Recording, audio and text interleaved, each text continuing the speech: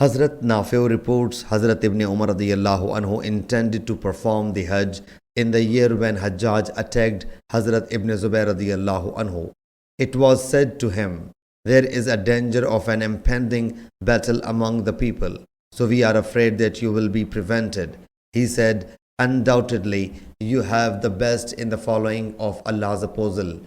If it happens so, I will do the same what Allah's apostle sallallahu alaihi wasallam did.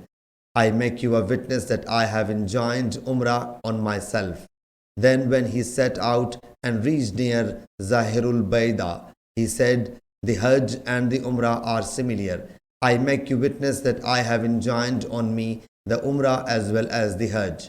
And he bought a sacrificial animal from Qudayd and did not do anything else.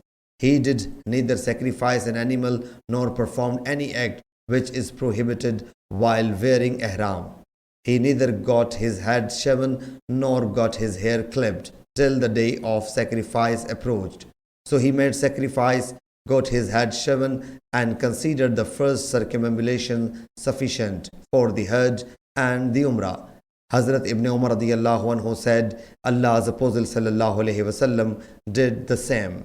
Sahih Bukhari, Hadith number 1640.